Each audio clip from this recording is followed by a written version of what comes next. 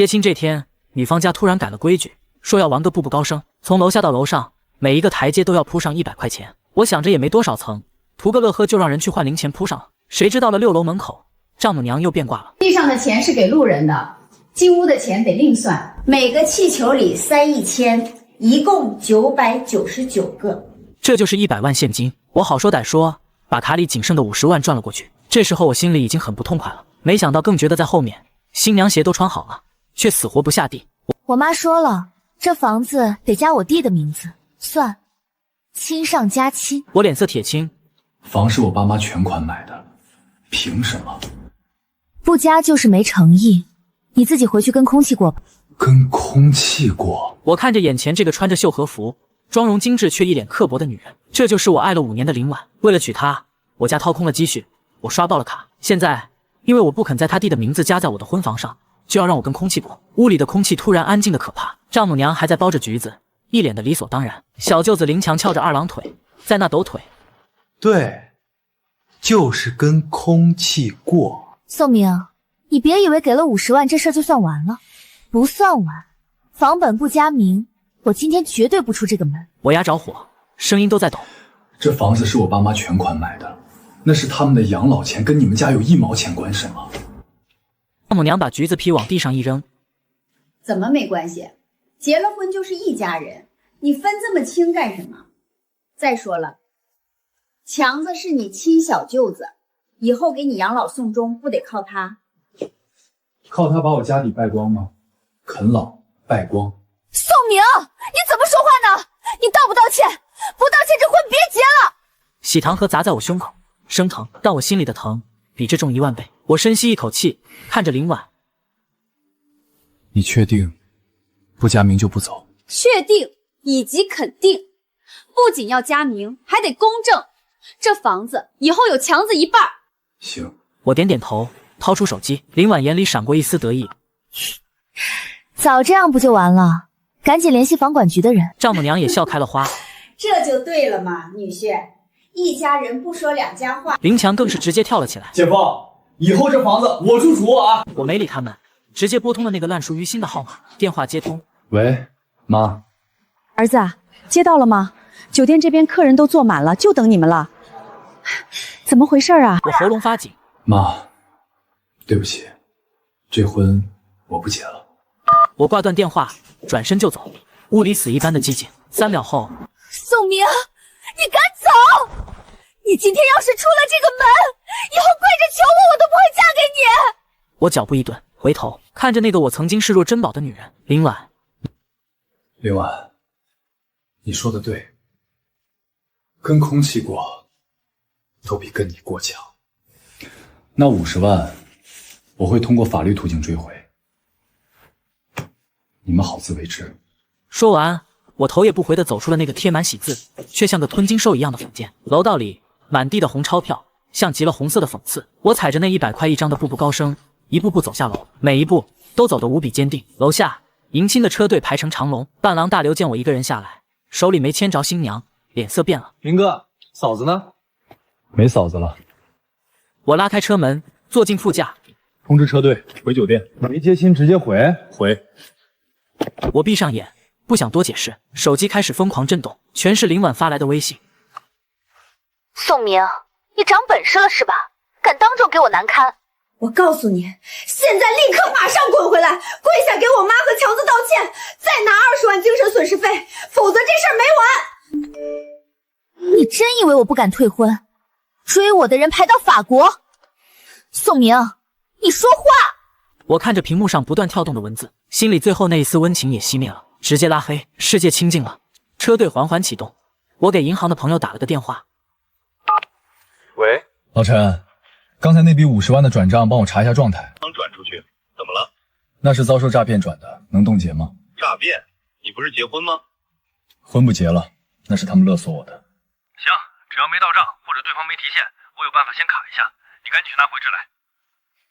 行，我知道了。挂了电话，我长舒一口气。那50万是我这几年没日没夜加班拼出来的血汗钱，本来是打算给以后的小家庭做启动资金的，结果被逼着转给了丈母娘，想吞我的钱，做梦。车队到了酒店，酒店门口，我爸妈正在焦急的张望，看到车队回来，却不见新娘，二老脸色瞬间煞白。我下车，走到爸妈面前，扑通一声跪下了。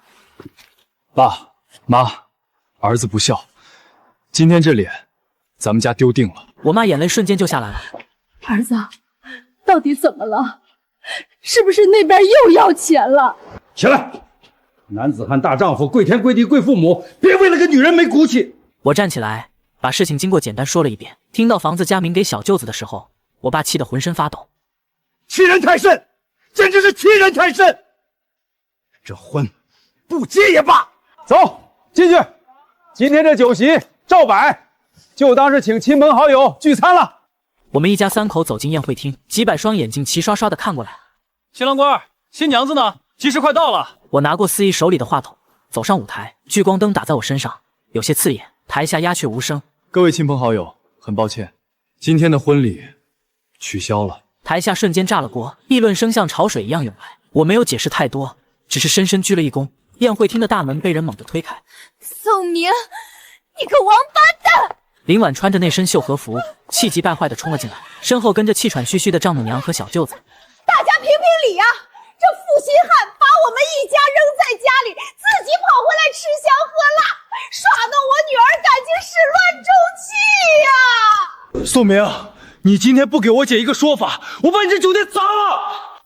所有人都看着我，有的指指点点，有的面露疑惑。我看着这如同小丑般的一家三口，突然觉得好笑。以前我怎么会觉得他们是直爽？这分明就是无赖。我举起话筒，声音冷冽：既然来了，那就当着大家的面把账算清楚。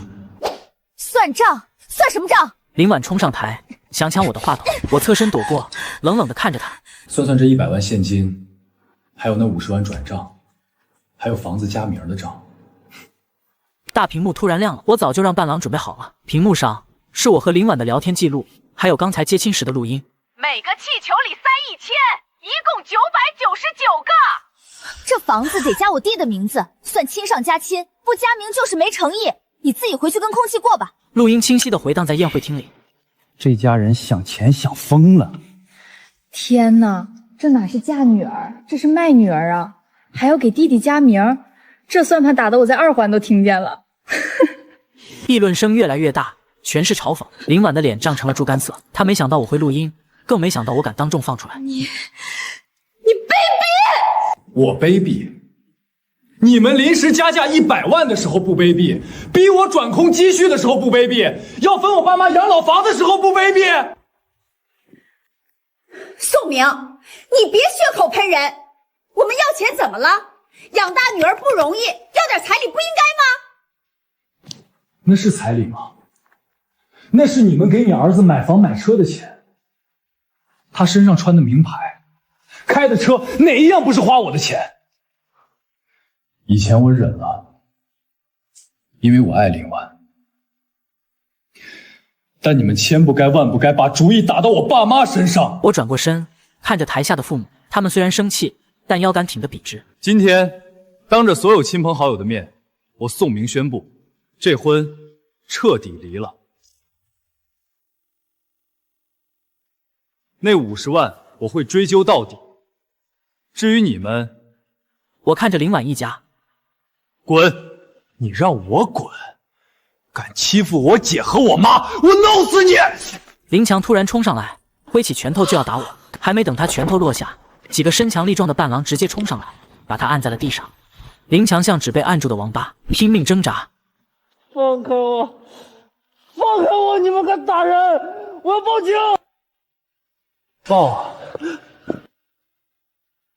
正好跟警察说说，你那王赌欠的100多万，打算怎么还？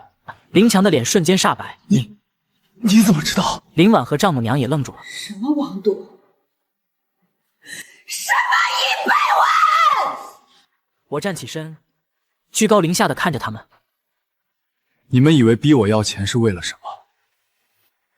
不就是为了给他填窟窿吗？林婉，你到现在还不知道吧？你弟弟在外面欠了高利贷，人家说今天不还钱就断他一只手，所以你们才这么急着要那100万，要那50万，甚至要房子。全场哗然。强子，他说的是真的，姐，你别听他胡说，他是想挑拨离间。是不是胡说？看看他手机就知道了。我指了指掉在地上的手机，屏幕正好亮着，一条催债短信赫然在目。最后2小时，钱不到账，准备好轮椅。林婉捡起手机看了一眼，整个人晃了晃。妈，你知道这事儿吗？哎呀，强子那是被人骗了，咱们是一家人，得帮他呀。帮？所以你们就拿我的婚姻去填这个无底洞？女儿啊，你就这一个弟弟，你不帮谁帮？再说了，宋明家有钱，这点钱对他们来说不算什么。林强，你混蛋！这一巴掌把全场都打懵了。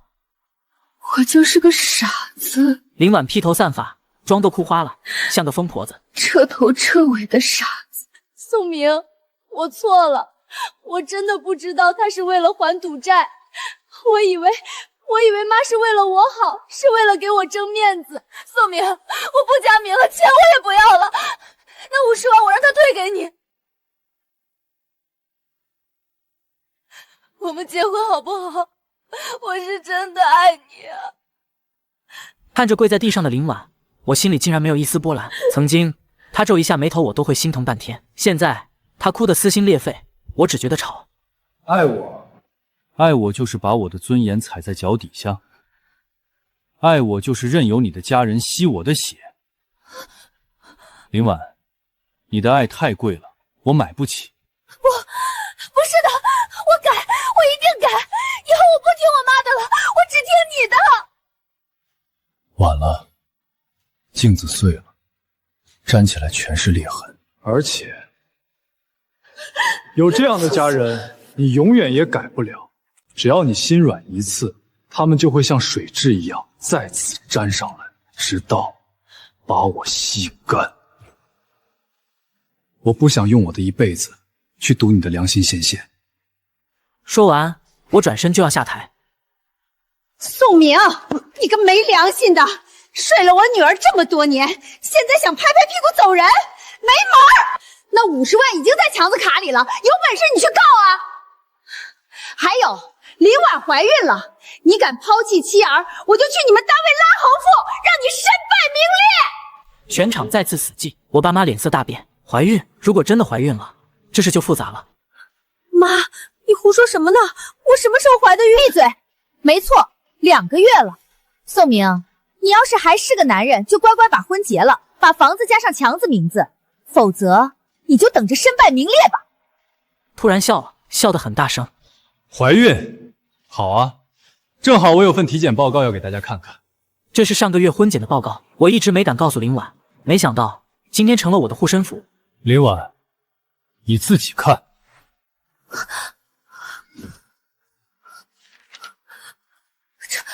这不可能！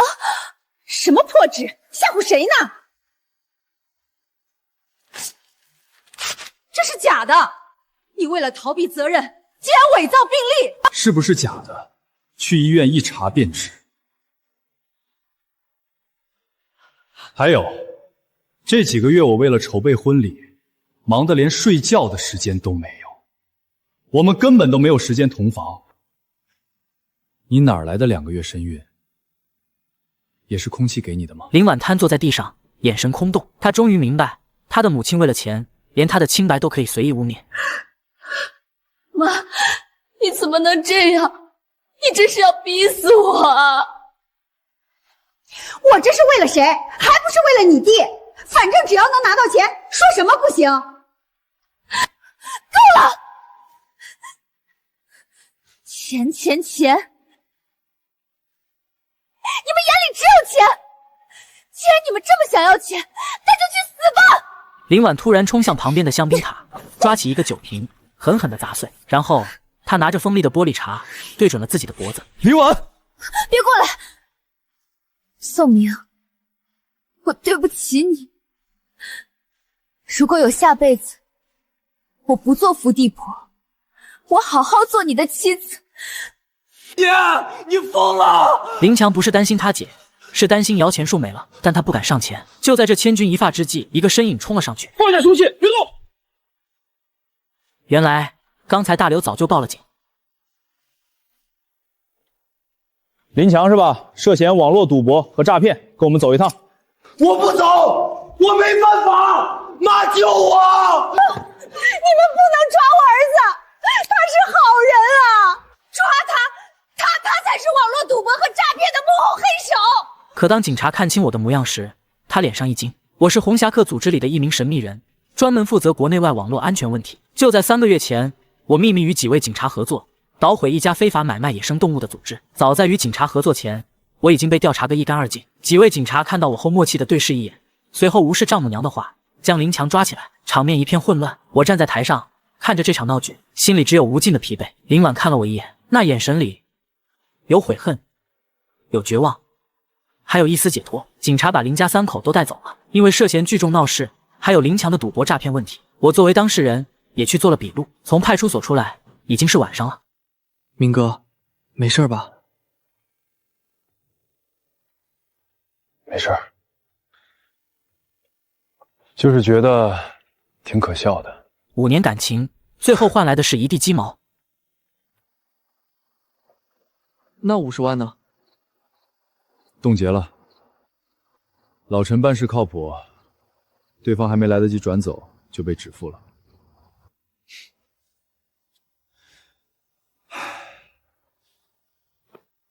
那就好，这钱可是你的血汗钱。走，哥几个陪你喝点。那一晚我喝得烂醉，梦里全是林婉以前温柔的样子，然后突然变成丈母娘那张狰狞的脸。第二天醒来，头痛欲裂，手机里几10个未接电话，全是陌生号码。宋明是吧？你个渣男，把人家一家人都送进局子了，你还是人吗？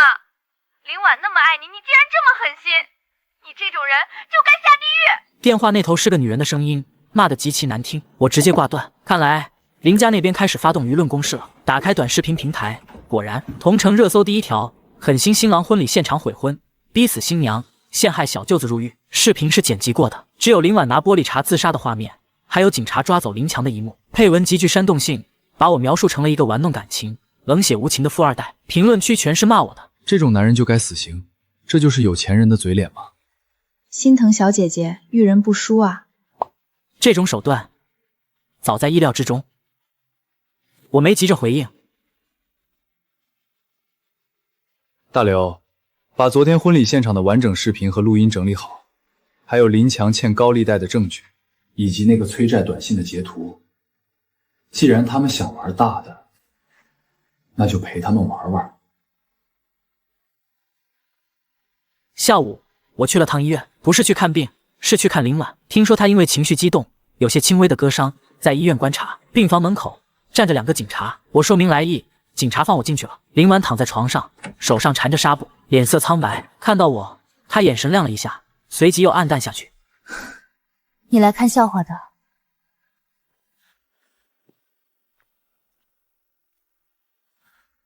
不是，林婉，我来查回属于我的东西。那50万已经冻结了，但我给你买的那些首饰、包包还有车，那是彩礼的一部分。既然没结婚，理应退还。林婉不可置信地看着我。宋明，我都这样了，你还跟我算这些？我差点就死了。那是你自己的选择。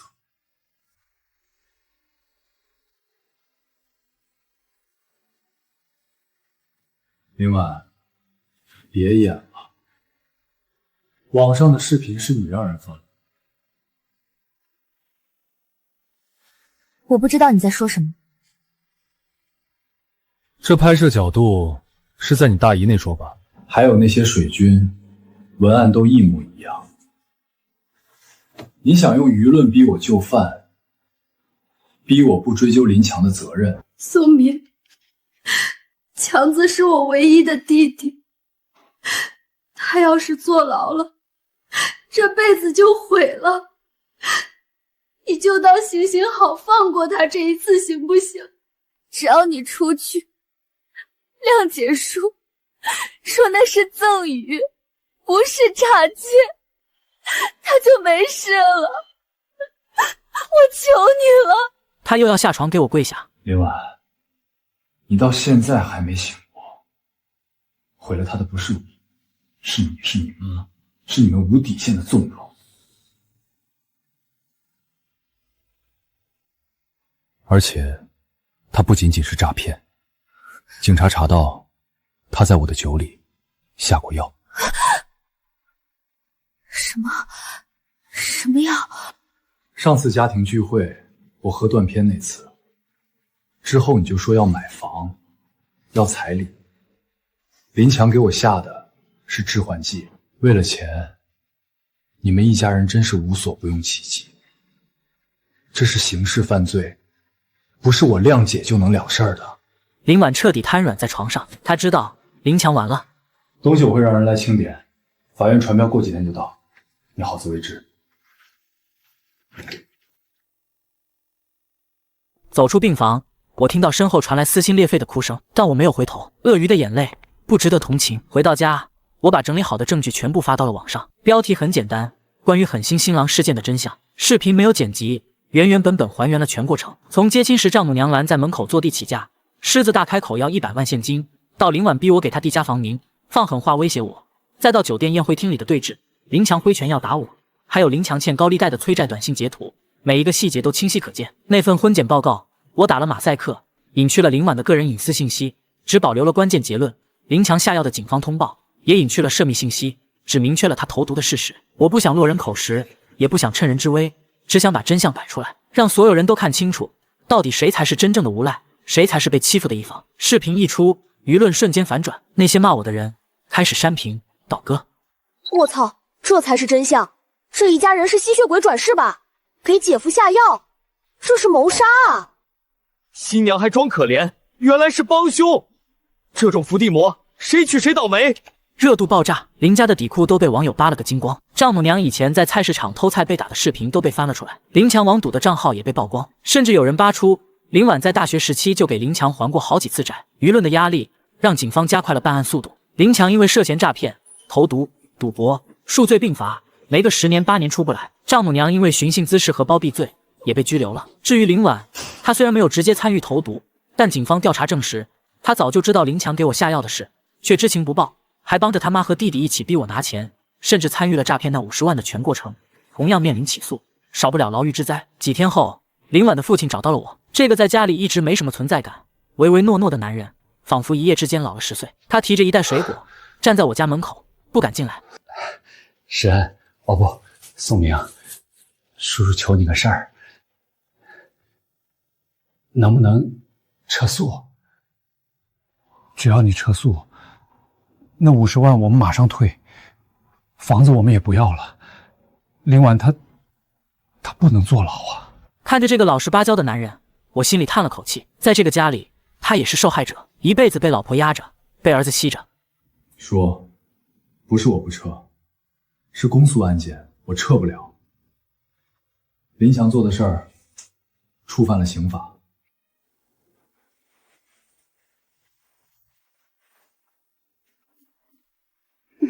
造孽啊，都是造孽啊！早就跟他说不能惯着强子，不能惯着。现在好了，家破人亡了。我没说话，只是静静的看着。可怜之人必有可恨之处，如果当初他能硬气一点，管住老婆孩子，也不会有今天。送走林父，我接到了大刘的电话。明哥，那个林婉想见你最后一面，在看守所。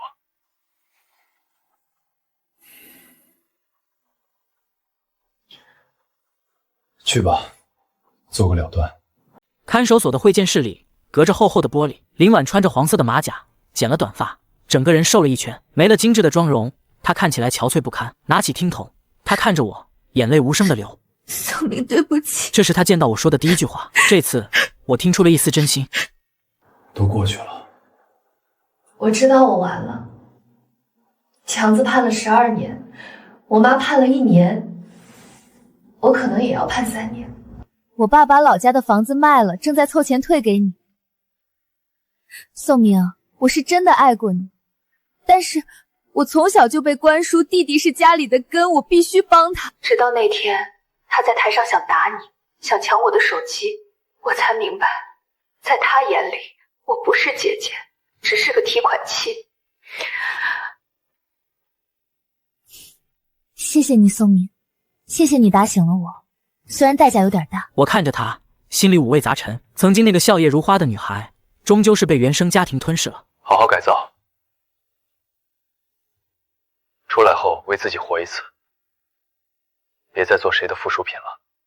我会的，宋明，祝你幸福，找个好女孩，别找像我这样的。话没说完，他已经泣不成声。狱警走过来，示意时间到了。林婉挂断电话，深深地看了我一眼，转身走了。看着他的背影消失在铁门后，我心里的一块大石头终于落地了。这段5年的感情，以一种最惨烈的方式画上了句号，但我并不后悔，因为我守住了底线，也守住了尊严。3年后，我的公司上市了，那天也是我大婚的日子。新娘叫苏瑶，是我生意上的合作伙伴。她独立、自信、大方，最重要的是，她有一个通情达理的家庭，没有天价彩礼，没有下车威，更没有伏地魔。婚礼很简单，就在当初那个酒店，没有那么多繁文缛节，只有真挚的祝福。敬酒的时候，我看到大刘神神秘秘地跑过来。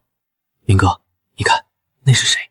顺着他指的方向，我看到了酒店门口的一个身影。虽然穿着朴素的工装，戴着口罩，但我还是一眼认出了他。林婉，他出来了。他手里提着一个袋子，似乎想进来，又不敢。看到我看过来，他慌乱地低下头，把袋子放在门口的桌子上，转身就跑。那个背影有些佝偻，有些沧桑，完全不像个30岁的女人。我走过去，拿起那个袋子，里面是一对泥人，捏的是我和苏瑶现在的样子。虽然手法有些粗糙，但看得出很用心。下面压着一张纸条，祝你们白头偕老。这一次，我学会了怎么爱自己。我看了一会儿，笑了，把泥人递给苏瑶。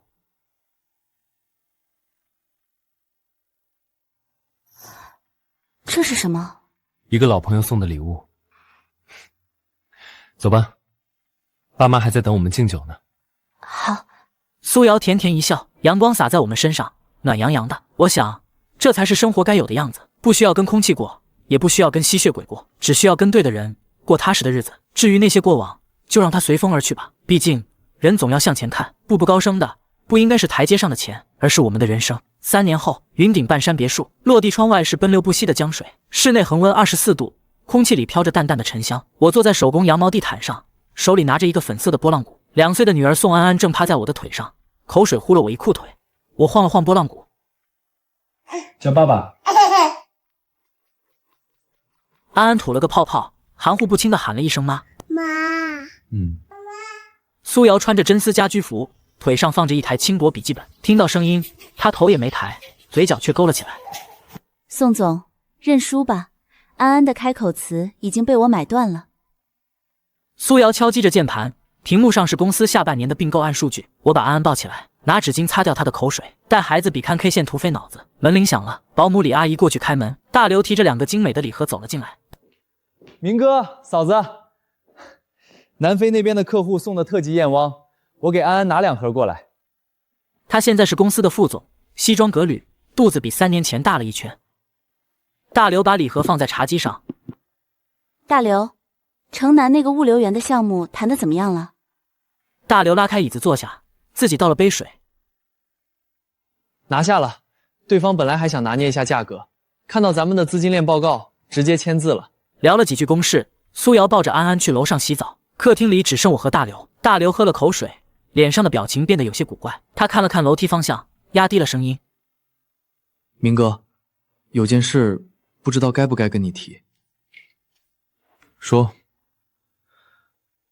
我昨天去城中村视察那个旧改项目，看见林婉了。手里的雪茄剪停顿了1秒，我抬起眼皮看着大刘。他过得很惨。大刘叹了口气。我没接话，把剪好的雪茄放在一旁，没有点燃。3年前他出来不是说要重新做人吗？结果没撑过半年，就跟了一个搞皮包公司的混混。那男的满嘴跑火车，说带他赚大钱，给他一个家，他信了。大刘语气里带着几分唏嘘。他打工攒的几万块钱全搭进去了，还背着男的去借了网贷，后来怀孕了，男的看他榨不出油水，卷了剩下的钱跑路了。他上个月早产，大出血，在小诊所处理的，命保住了，但子宫切了，孩子生下来就不健康，在保温箱里待了几天，没留住。我昨天看见他的时候，他正被网贷公司的人堵在出租屋门口，泼红漆，瘦得脱相了。我听完，端起茶杯喝了一口，茶水温热，刚好入口。说完了。明哥，你没啥反应啊？我该有什么反应？路是他自己选的。3年前我就说过，别做谁的附属品。他改不了。也是，江山易改，本性难移。他就是那种必须找根藤蔓攀着才能活的人。以前攀着你，后来攀着他弟，现在攀着渣男，活该。行了，以后他的事儿不用跟我提，留下来吃晚饭。不了，晚上还有个局，几个行长在等，我先撤了。大刘走后，别墅里恢复了安静。我走到落地窗前，看着外面的江景，心里没有任何波澜。有些人错过了就是错过了，烂在泥里也跟我无关。晚上10点，安安睡着了，我和苏瑶靠在床头，我翻看着明天的会议日程。他在看一本管理学原文书，我的私人手机突然震动起来，屏幕上显示着一个陌生的号码，归属地是本地。我按下接听键，放在耳边。喂。电话那头没有声音，只有粗重的呼吸声，还有背景里劣质风扇转动时发出的嘎吱嘎吱声。我皱了皱眉。哪位？一个沙哑、虚弱到极点的声音传了过来，宋明，带着浓浓的哭腔。我握着手机的手指微微收紧，是林婉。有事儿？宋明，救救我！林婉在电话那头崩溃大哭，我要死了，我真的要死了！打错了，别挂，求你别挂！我疼，我肚子好疼，伤口发炎了，我没有钱买药，房东明天就要赶我走。宋明，我什么都没有了，孩子没了，身体废了，他们还要砍我的手，我什么都没有了。我好后悔，我真的好后悔。他骗了我，他说会照顾我一辈子，他拿走了我所有的钱。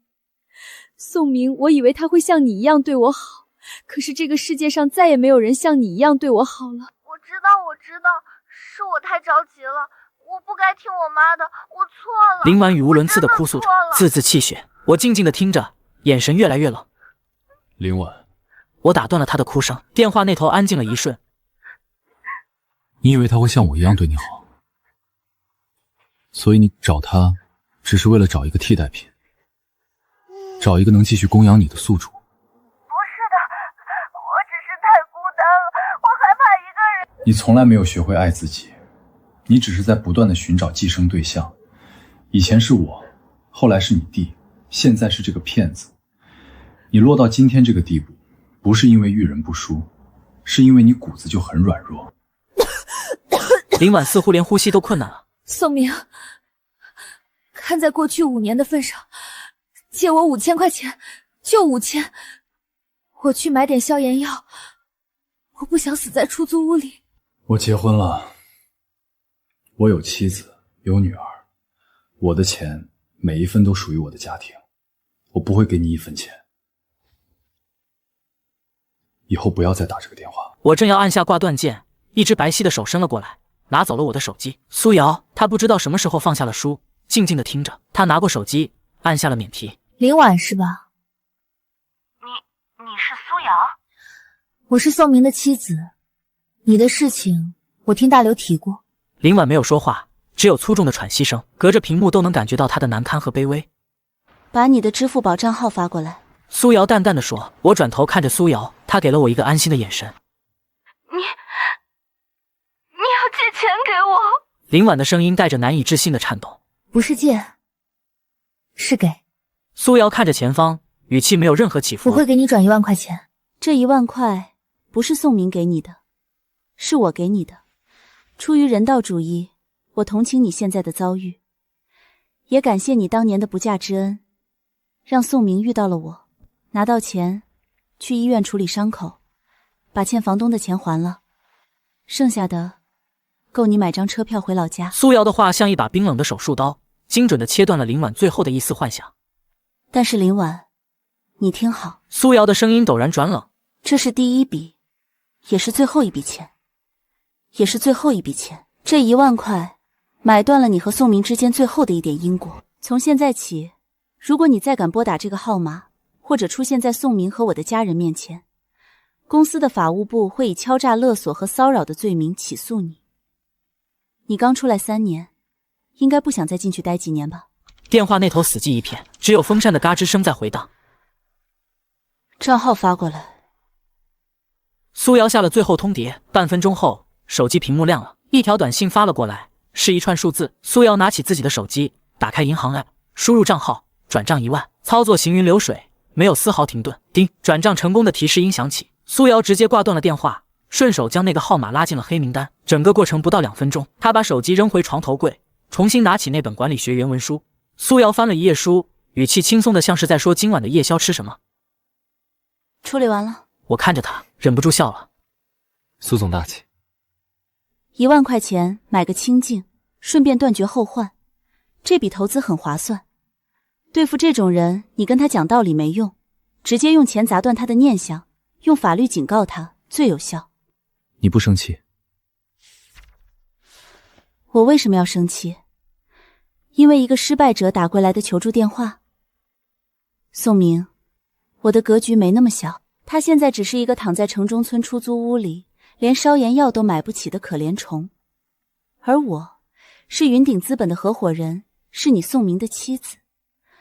我和他早就不是一个世界的人了。睡觉，明天上午还要跟城南项目的资方开会。我躺下，将他揽入怀里，窗外的江风吹过，别墅里温暖如春。我闭上眼睛，脑海里最后闪过大刘描述的画面：破旧的出租屋，泼满红漆的铁门，还有躺在发霉床铺上的女人。这真是一个残酷的世界，但这也是一个公平的世界，每个人都在为自己的选择买单。第二天清晨，阳光穿透落地窗，洒在餐桌上。安安坐在宝宝椅上，挥舞着小勺子敲打着瓷碗。我穿着定制西装，站在镜子前打领带。苏瑶走过来，领带夹歪了，自然地接过领带，帮我整理好领口。今天城南那个项目签约，可能会有媒体在场。法务和公关都已经安排好了，准备好迎接你的新战场了吗，宋总？当然。我握住他的手，走出别墅大门。司机已经拉开了迈巴赫的车门，引擎轰鸣，车辆驶向市中心的 CBD。至于那个城中村里的女人，那个深夜里的电话，就像车窗外一闪而过的落叶，风一吹就再也找不到了。